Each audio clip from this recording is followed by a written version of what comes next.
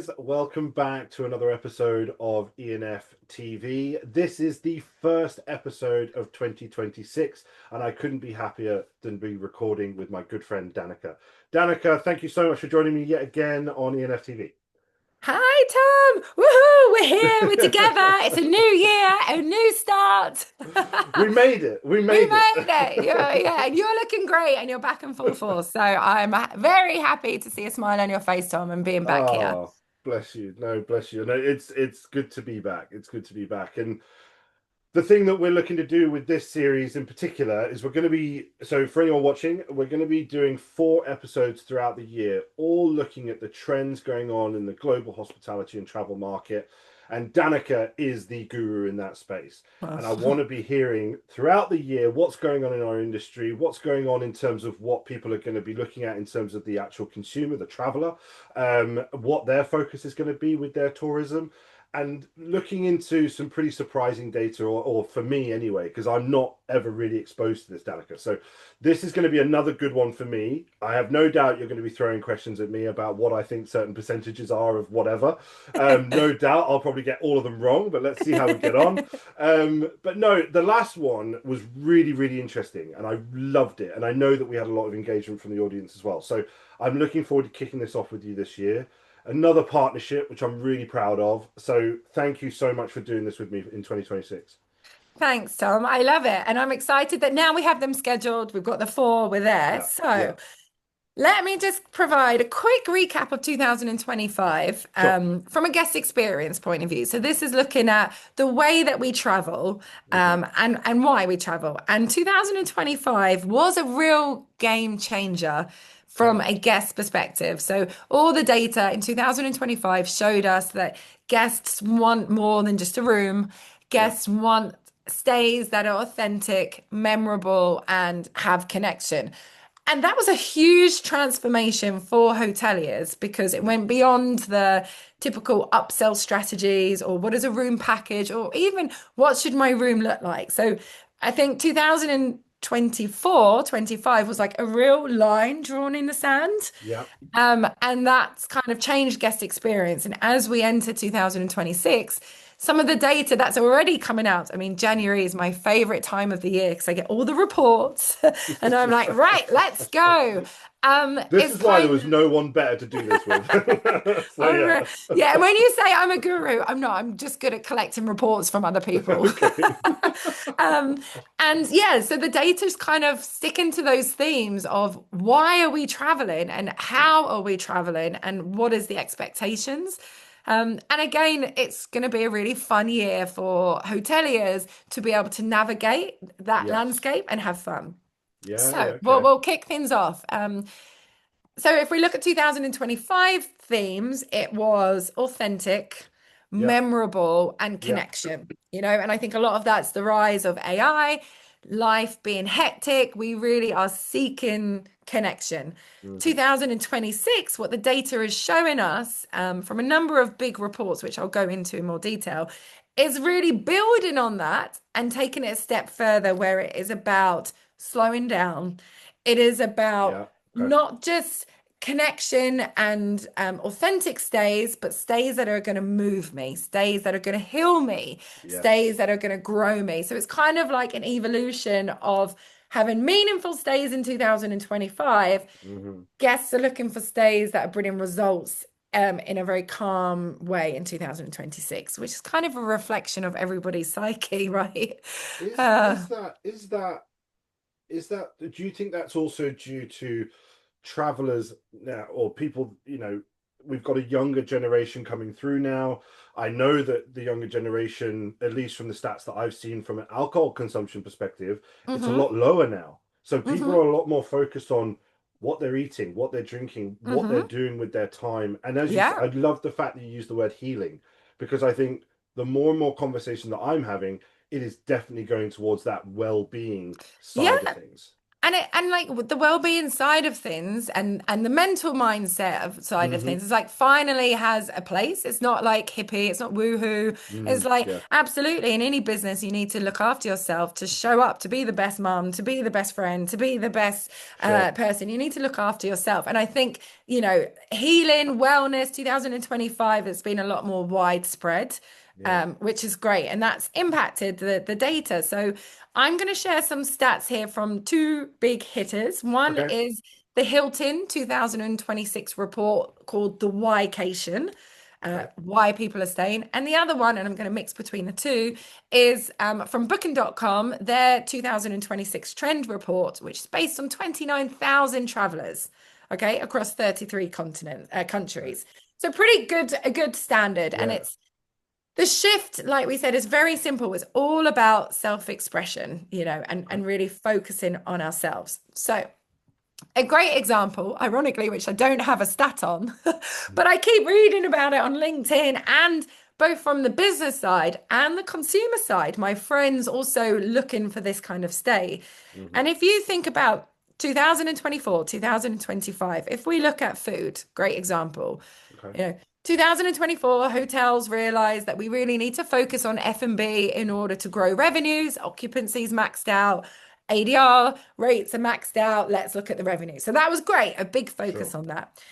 2025, guests really wanted to know where their food were coming from. We really Yes. wanted to know the quality. We really, we're happy to pay more for organic, bio, locally sourced food. Hmm. Okay. 2026, how this trend has been built on is now I want to stay at a farm hotel. I no longer just Ah, want to right. consume the chicken from the farm down the road. I want to muck out the chicken. I'm not a farmer. I don't know what do you do Yeah, with yeah, chicken yeah. farms. I want to Sure, sure. collect the eggs and learn about chickens. Yeah. And that farm hospitality, which is a huge trend, and a lot of investment is going into farm hospitality in Right. 2026, is a great example of this evolution of Sure. where guests want to experience more and learn more. So Wow. that's a good example of where we're going, of that kind of self-expression. Yeah, yeah. So let's get into some stats here. I'm going to bring up my screen. Let's go. Wellness. Wellness was huge in 2025. Yeah. I think a lot of the luxury hotels really leaned into wellness. It's not just about having the spa, it really was about having the latest biohacking technology. There was a hotel that opened in Paris where the spa, the way that the hotel was renovated, they had infrared in the walls. Right. Wow. So Okay. really Yeah. taking wellness to the next level. Yeah. When we look at Hilton's 2026 data, it was brutally clear. The number one motivation for leisure travel is to rest and recharge. Right. 56% of their respondents said that. Right. And Tom, look at your circle. That's what everybody wants to do. Even when you're Yeah. on corporate travel, It's I'm true. looking at ITB in Berlin. Yeah. And one of my focus points is how am I going to bring in some calm, some rest? Yeah. What can I do for myself? So even in the corporate travel, we all want that. Yeah. And the data's there. And Yeah. then For sure. booking.com, being booking.com, their data kind of takes it even more extreme. So Mm. booking.com backs this up of the 56 of people. The number one reason to travel is to rest and recharge. And they kind of go very niche with their research. So based on that, what was it? Did I say 29,000 9,000. survey Yeah. responses?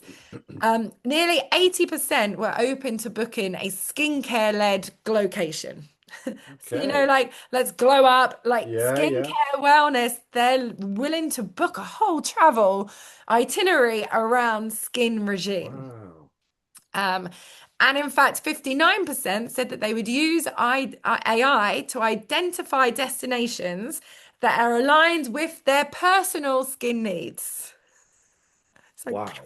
Okay. That's, as you you say, know, that takes it to a whole new depth, doesn't exactly. it? Wow. Absolutely. So the pace, and again, it's very overwhelming for hoteliers to keep up with this and the tech vendors, but the pace of guest expectations. So, 2025, this time last year, Tom, we were talking about how people were using AI to search for hotels. Yes. Now I'm using AI to search for a personalized skin regime trip.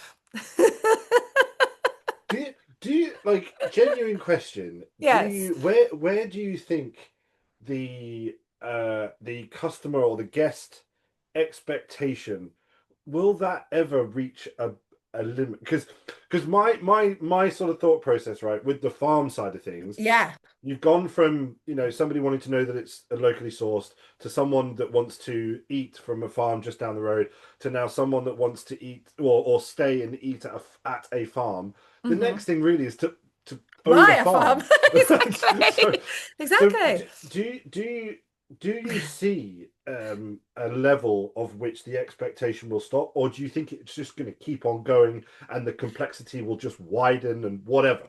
Yeah, I think it will because I think when you throw Yeah, AI fair into enough. the mix, like I think nobody knows what it's going to look like in 9 months. No, That no, fair. whole hotel landscape, just work, just life. In Yeah. 15 months' time, I don't know what our jobs will be. So I think it will. What is exciting Mm, is I might do the farm, then I might want to do the free diving, breathing exercise, and like the yeah. world is an oyster as a guest. So as a Hmm. hotel, it's kind of like just about finding your niche. Like, what do you Yeah. want to offer? And you'll be able to package it up and sell it and meet those evolving guest Yeah. experiences. As you said at the start, it's an opportunity for hotels to have some fun. Yeah, It's not, exactly. it And get doesn't need to creative. be, yeah, it doesn't need to be the arduous, oh, here we go, and whatever. Hmm. It can just Hmm. be that this is an opportunity. We need to seize it. Yeah, yeah.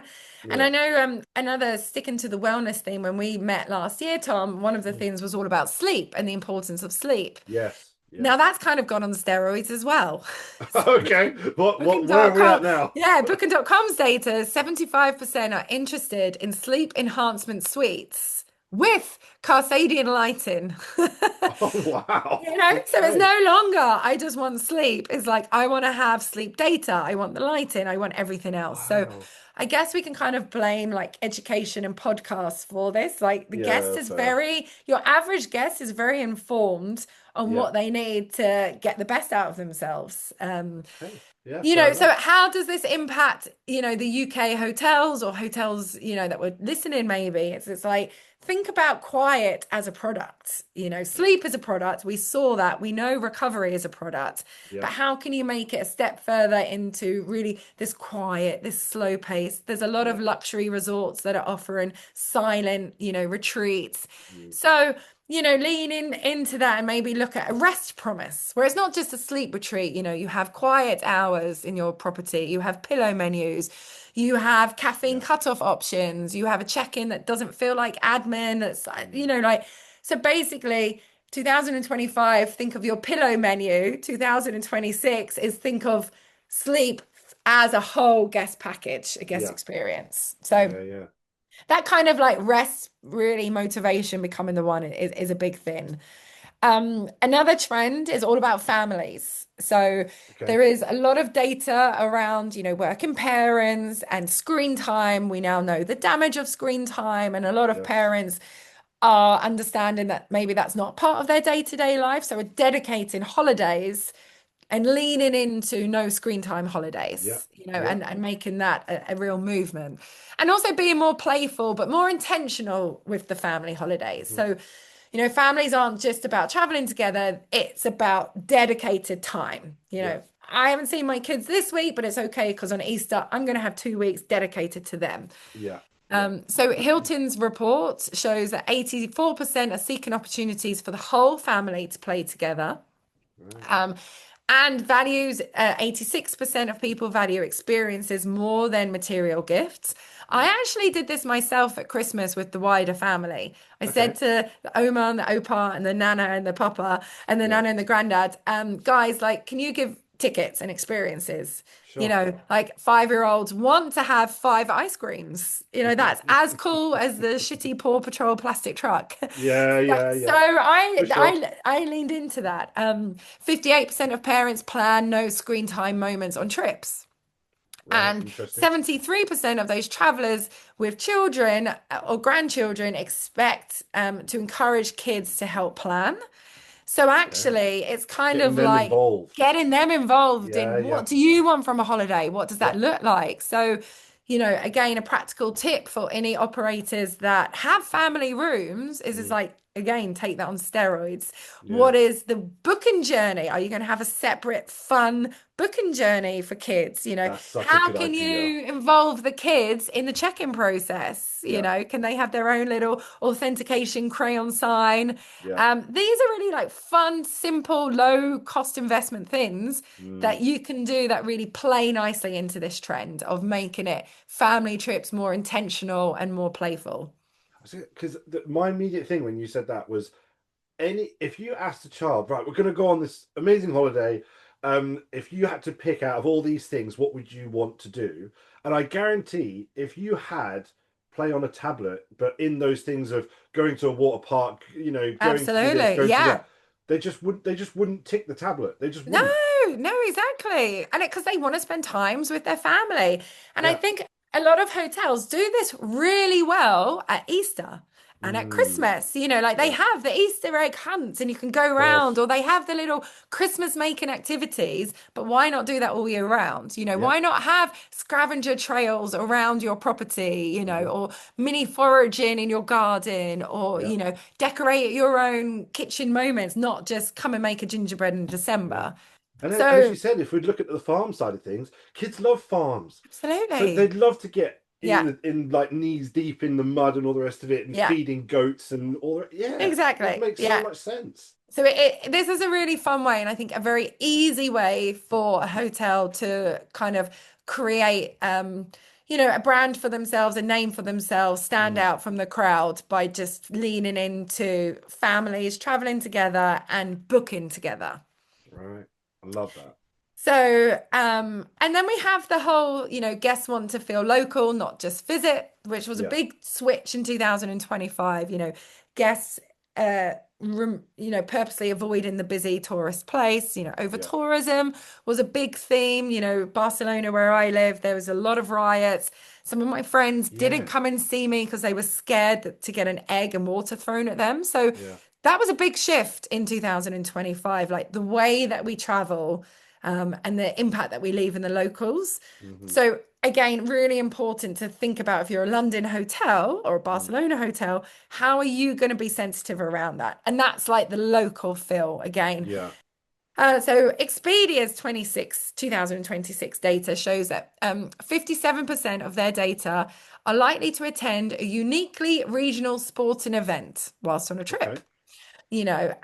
And Hilton also notes that sports and entertainment are a why for travel. So Right. if you are slightly outside of London, for example, or Bath, I stayed in a property that was outside of Bath, it was Hmm. like a 45-minute walk, but they had a really cool, quaint, UK quintessential cricket club that my Okay. German husband found hilarious, and enjoyed, found it so cute that all these like people in their white, he was like, this is so funny, this actually exists. Yeah. Now, how cool would have it been for my hotel to partner up with that cricket club and have like an afternoon tea package there? My Yeah. Yeah. German husband would have loved that. Yeah. So again, like leaning into what is immediately on your doorstep that you can make quirky and different. Yes. Whether that's gigs, theatres, festivals, local heritage, Mm, it's still that package up that feeling of belonging and lean into yeah. that Yeah. even more. Yeah. Uh, Absolutely. so, and then let's see, what else have we got here? There were some really random ones as well. So there was Okay. Go one on. about robots. So let me ask you, Tom, Okay. you're from the industry. What's your perception of humanoid robots in hotels as a guest? So Like, would you, if I knew that the hotel had, was it humanoid robots? yeah, yeah, like somebody walking, with, oh, like I don't even really know the definition of a So humanoid, but like a robot, like room service robot. Let's take two examples. One of the old school robots pushing it, and one of yeah, the, Elon Musk robots. yeah. What's your thoughts on that? My personal thoughts Personal is thoughts. Yeah. I'd rather not. Yeah. I think so. Okay, I think it would be really cool and innovative at one point, but I Hmm. think I would much prefer an individual, you know, that face-to-face contact with a person. Yeah. But that's just me. That I could be Yeah. very different to a lot of people. Yeah. So let me get Booking.com's research from that Am I the old fogey 29,000. and all these people are No, loving it? I know. So that's the thing. Like, and I don't know, maybe if everybody listening to this podcast, Tom, and you and I, if we're jaded by it because we're from the industry, and we Sure, think sure, about the sure. replacement of the people. So consciously, unconsciously, who knows Yeah, if we're against that. But Booking.com's data shows that humanoid homes robots move from gimmick to let's yeah, book it. yeah. 77% are open to booking a robotic enhanced home on their home stays. Right. 49% say that cleaning bots would influence their booking, purchasing decisions. I mean, I couldn't believe that when I read that from booking.com. What? 49% of those 29,000 people said that a cleaning bot would influence their booking positively. I mean, Now, yeah, I was going to say I've seen there was an advert recently that went out and it went pretty viral, didn't it? And it was literally a humanoid robot, taking out the yeah, the rubbish and washing and the hoovering yeah, and yeah, whatever. yeah, yeah. And there's so much, I get it. There's so much convenience there, but I'm not there yet. I don't think I just don't click. No, and the data's not there yet. Like I'm really, from my guest experience, want to know, like, visually, the robots that I've seen like at conferences, no offense, manufacturers, look horrible. So I'm like, I can't imagine them roaming the halls of Dorchester, Savoy, and Rosewood, No, no, no. number one. Number two, but then I'm like, this 49% saying that cleaning bots would influence their purchasing decisions. Is that Mm, because there's a cleanliness issue? Is that, like, I want to know, is that the gimmicky of, oh, it'll be fun? Or is it, yeah, I know my room will be clean, because it's done yeah, by a robot. So I'm interested to see. And I think this is why I'm really pleased that we have the 4 sessions, because I sure. think this data will look very different in 12 months' time. So Yeah, I'm okay. excited to see how many more hotels bring in guest facing robots. How Yes. does that impact guest expectations positively, negatively? So this one is, let's come back to it. What part of if you like, so luxury, mid-scale, budget, whatever, Yeah. where do you think these facing robots would end up sitting in? Do you think it would be lifestyle? Do you think it would be budget? I What don't what do you think? know. I mean, Because I in don't think the luxury is going to touch them. Yeah, but I said the same thing about online check-in and QR codes like 8 years ago at the luxury, and now look at the Now they luxury. are. They Yeah, are. So I yeah. don't know. I do think, like there'd have to be good looking robots and very like, Gold plated. gold plated. Yeah, exactly. But like I think if it can add to the guest experience and free up the person, if the nice gold plated, good looking George Clooney robot, could take my suitcase and then lovely Paul, Mr. Concierge, who's been there for 20 years and can tell me about the cool pop-up event next door in a really calm way, then I'm all for that. So Yeah, yeah, I I, get that. yeah, I would have agreed. I would have said absolutely not in the luxury, not even in that mid-scale, like it's a 3-star kind of Mm, thing. But look at QR codes and yeah. look at, like I say, digitalized journeys. It works Mm, really well for that high-end luxury market. So, yeah. Yeah. and also, Yeah. is there this level of snobbery? I had a great chat with a GM at a famous London hotel, and Mm. he was so inspirational, Eugene, at Hotel Royal Cafe. Shout out to Eugene. Ah, A okay. I mate, love that yeah. hotel. Yeah, yeah. Yeah, and it's no surprise he's won loads of awards. And he spoke about, being a traditional 5-star London hotel, lots of heritage at that property. Let's take the example of the shoe cleaning Hmm. thing. Like his clients, they're all AI founders, tech startups, they don't wear shoes. And I think when we look at that luxury perception of robots, like Mm, who is staying at these hotels, yeah. they probably have robots in their house already. So why? So again, I think there's all of that to explore. Yeah, for sure. Yeah. And again, I think you're right. There is a slight snobbery there, I suppose. And like the QR code, like the online check-in and all the rest of it, Yeah. The the chatbots, or yeah, yeah. all that stuff. It Yeah. At the end of the day, there's no doubt about it. It's working. Exactly. So Exactly. so it is what it is. Okay, so I have a final way out there data point again Okay. from booking.com. So I think we spoke last year around, the need for people to have like personal growth, and Yeah. astrology was one of the stats. TripAdvisor's research, I remember it so well, 350% increase in 2025 around astronomy Right. searches. Bloody So hell. huge. And we spoke about, do Yeah. you remember like London hotels leaning in, or if Yeah. you've got, Yeah. a telescope in your sky bar, that kind of Yeah. concept. So, well, now it gets even more loco, as they say in They want Spain. to go to the moon. No, no, no. Listen to this. So it's called Destined Actions. Destined Actions. This is a clever take from Actions. booking.com on astrology starts influencing itineraries. Okay. Now you Okay. probably think, oh, Yeah. maybe Yeah. I want to do a trip around the full moon or Yeah. that kind of thing. No. 47% said that they would change or cancel plans if a spiritual guide said that it's not the right time. Wow. 43% would Okay. reconsider based on a horoscope warning. So this is on booking.com's Okay. 2026 research. All right. So, um, what does that tell us, Tom? Good luck to revenue I was managers. gonna say, how the hell do you forecast that? Mystic Meg's going to get a comeback big time. We'll see her at Space Conference this November. Do you know what you'll have? You'll have it like if we went back to like actual travel agents in offices, you'll be like, right now now we're about to press book. We just need you to go into the next room Yeah, and visit exactly. Mystic Meg just so Exactly. she can double check if this booking is Exactly. good to go ahead with. Yeah. Now the reason why I wanted to end on this, because I mean, and we can't even laugh at it because it's 29,000 No, people that have said that, exactly. half of them have said that. Well, yeah, 14,000 people have said that they would reconsider based on a warning. Incredible. Now, actually, our last podcast, Tom, I had somebody reach out to me and they listened to it and said booking.com is skewing their data. So all the data analysis out there, I Oh know wow. the way that booking.com probably worded this has Okay. maybe like influenced more people to say, oh, I would reconsider. But the Sure. point is the data's there. So what does this mean to a normal hotelier that isn't solely, Mystic Meg led? Hmm. And then also for the hotel tech vendors that are providing the tech that's going to support the guest experience. And I think Yeah. 2026 isn't around personalization as a feature, it's more about identity as a strategy.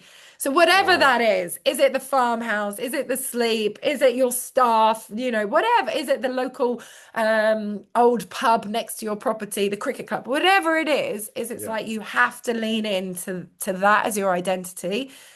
So like look at building modular guest experiences that guests can choose, the family, the Yeah. food, the sleep, the wellness, whatever it is. And then look to capture these preferences without friction and then turn those moments into stories. Because if I am a guest, that 40, what was it? 43% would reconsider changing their travels based on a horoscope warning. Yeah. Maybe that's applied to a very standard room only, no identity, no brand, no connection with me. If Sure. I read a horoscope that says, yeah, don't go to London, it's bad for your trip, then maybe I would cancel. But if Hmm. it was a London hotel that had connected with me, engaged with me, Yeah. given me something that I Yeah. want, I won't cancel, maybe. So I think it's like the message for 2026 is find your niche and Yeah. just go for it and lean into it and then keep finding, keep adapting, and have fun because Yeah. guests are open to a wide vast of experiences, Mm. which is Do you cool. think the reason we're moving not away from personalization to identification, but is that because personalization is now or should be just a given? That Yeah, should just be that should yeah. be baseline these days, not Definitely. even a yeah, yeah, I mean, it should have been in 2020. And, yeah, like fair. personalized and AI has just put that on steroids as Hmm. a consumer and our expectations. When I talk at conferences and talk to my hotel clients, like you're not competing against the hotel, you're competing against Amazon and Netflix Yeah, in terms of the way that I expect you to know my behaviors and deliver, content that's relevant to me. Our algorithms are on next level personalization. So yeah. hotels can never catch up with Amazon and Netflix in that journey, but have to try and like find these little hooks that we can Mm, kind of springboard that across. So yeah, for sure. yeah. So the message is be more daring, be more creative, and have fun in 2026 if you are a hotelier out there. Yeah. And do it for the sake of your staff and your guests and yourselves. Like we're human, like let's create human connections. And I would argue go easy on the ROI or Hmm. attribution on that campaign because the world is messy, attribution is messy, Yeah, and it's not about that solely. It has to be more about who are we and what do we want to stand for and what do we want our guests to experience and feel. love that. I can't see any other way of ending this episode any better than that. Um, Danica, thank you so much for kicking this off in 2026 with me. I can't wait to catch up with you I on the know. next one. Do you have any idea of what we're going to be touching on at the next sort of installment? No, because I Fair never enough. thought we would talk about AI personalized skincare itineraries. No, I have no idea. And that's what makes it so exciting. We're I going would, into the unknown. we're going into the unknown. If anybody listening has an idea or a focus point that they would like me to go and research or has any data or, It's a great idea. I'm happy to go and explore. But yeah, I couldn't tell you what we'll be talking about in 3 months' time. Guys, Guest experience for sure. That's the one oh, guarantee. yeah, absolutely, absolutely. Well, guys, I want to say a massive thank you to you to tuning in this week, our first ever episode of 2026, and we are going on a screamer this year. We've got loads of behind the scenes stuff at various different events. We're going to be taking you with us to all the different collaborations that we do with the various tech companies and other partners that we've got. And of course, we're going to be doing this series throughout the year with Danica. So if you haven't already, click that subscribe button. Let us know your thoughts down below. And of course, as Danica suggested, if you've got a subject or an area of the industry that you'd particularly love to hear some interesting trends or data around, please do pop that in the comments below as well. We really would love to hear that. So again, Danica, thank you so much for joining Thanks, me on Tom. this one. I'll see you soon. All right. And thanks very much, guys. And we'll see you in the next one. Bye bye.